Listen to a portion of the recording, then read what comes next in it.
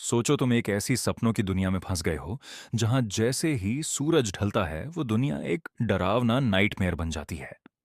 ये लोग अब भी उस जादुई दुनिया को देखकर हैरान ही थे कि अचानक दिन से रात हो जाती है। जैसे ही अंधेरा होता है, चारों तरफ से कंकाल जैसे खौफनाक राक्षस सामने आ जाते हैं। वो सब पर हमला कर देते हैं और ये लोग अपनी जान बचाने के लिए भागने लगते हैं। भागते भागते हेनरी के दिमाग में एक आइडिया आता है। वो सोचता है, काश यहां एक दीवार होती। और जैसे ही वो सोचता है, सच में वहां दीवार बनने लगती है।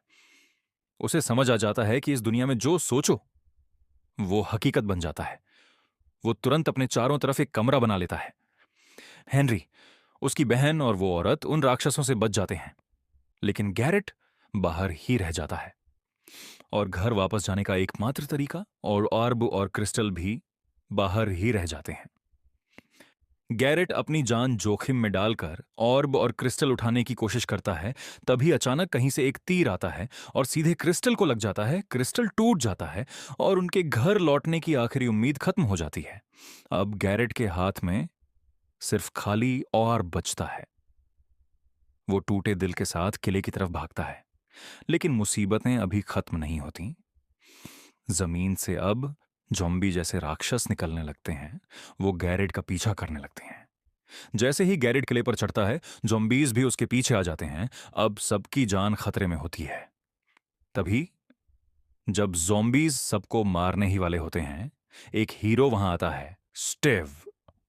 स्टीव अकेले ही उन सभी ज़ॉम्बी राक्षसों से लड़ने लगता है।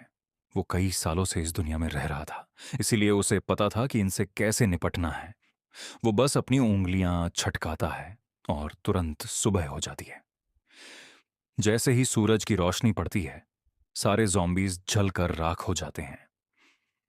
स्टाइव उन्हें बताता है कि वो कई सालों से इस ओवरवर्ल्ड में रह रहा है, लेकिन जैसे ही वो टूटा हुआ क्रिस्टल देखता है, उसे बहुत गुस्सा आता है।